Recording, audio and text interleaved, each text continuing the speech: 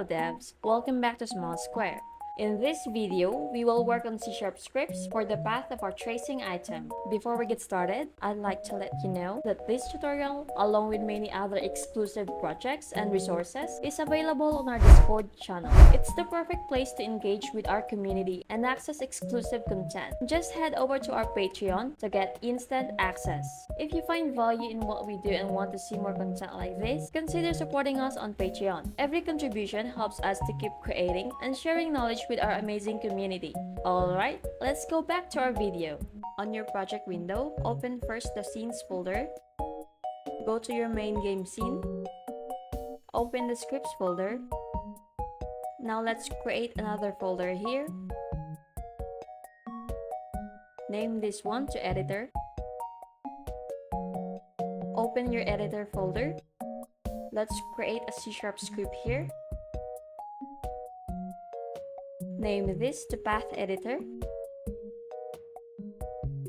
Open the main game scripts folder. Create another C# script. Name this to path and path drawer. Open all the scripts on your path script.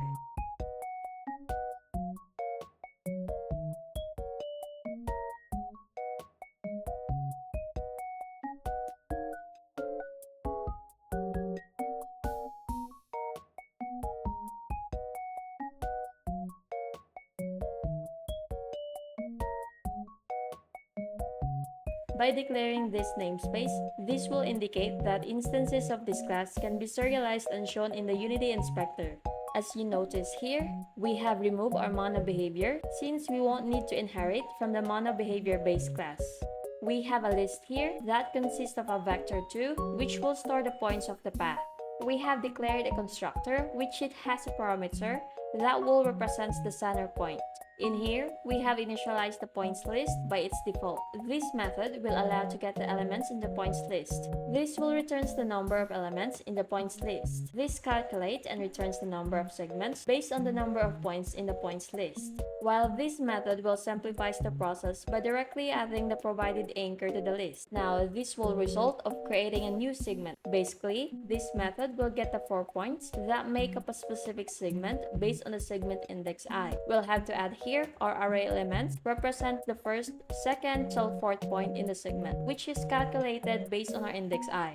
The multiplied by 3 is used to map a segment index to the corresponding indices in the points list. This movePoint method will update the position of a point in the list to a new position through the vector2 parameter. Go to your path drawer script.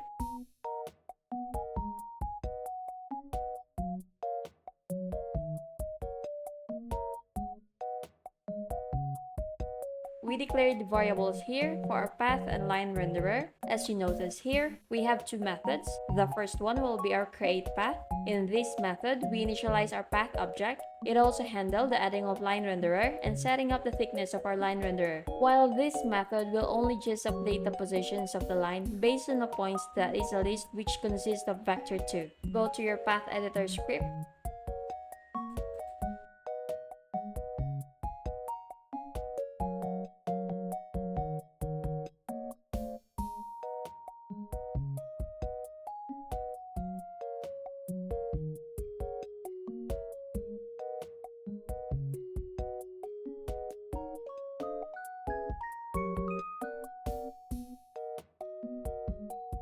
We need to add this attribute in order to make our path editor class extends editor and customize for the C# script component named path drawer.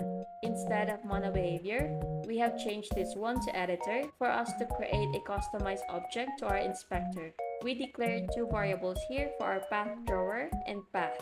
OnEnable method is a Unity callback method that is called when the editor script is enabled or loaded in Unity Editor. Inside this method, we have assigned a reference to our creator here to the target object that has a script component named path drawer. If our current object is not empty, then it will call our create path method from our target object.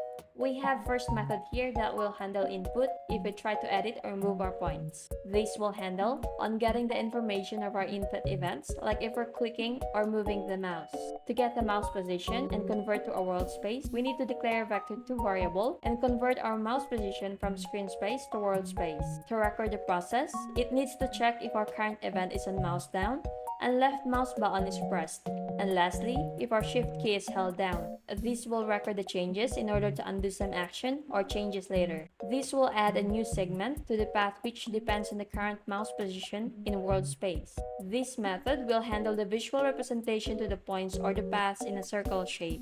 In here, we call the drawPath method, which it passes a value of the points of the path. This will set the color of our circle handle into red, initiate a for loop condition here to iterate the points in the path. We have declared vector2 variable, which will get the position of our circle handle. This will check if there's a change of position of a specific point by dragging the red circle handle. This will record the undo step for the creator object if there are changes in the position of the point.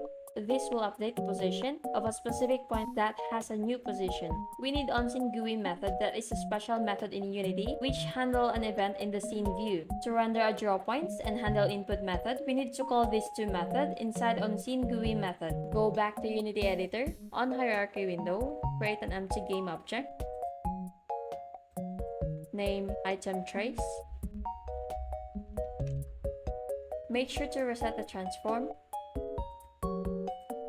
Back to hierarchy window. Right click to our item trace game object. Let's create an empty game object. Name path. On our inspector window, let's add a component. Type path drawer. As you notice, the color for our line renderer is in purple. We can change this one by adding a material. Go to project window, open your assets folder. Let's create another folder. Name this one to materials. Open this folder, right click here. Select the material. Name this one to path material. Now let's change our shader of our path material. Go to sprites. Select default. Change the color of this material to make it visible. Back to hierarchy window. Select the path game object. Expand the materials. Drag the path materials to our materials. It changed perfectly. Now as you can see, we can move our points already. We can also add a new point. Just hold down shift and click anywhere on our scene window to set the position of the point. That was pretty much for this tutorial. On the next tutorial, we will add sprites for our tracing item and add button to our inspector window to generate path. If you found this video helpful, make sure to give it a thumbs up and comment down below, share with anybody you believe this might help. Also, don't forget to hit the subscribe button to be notified.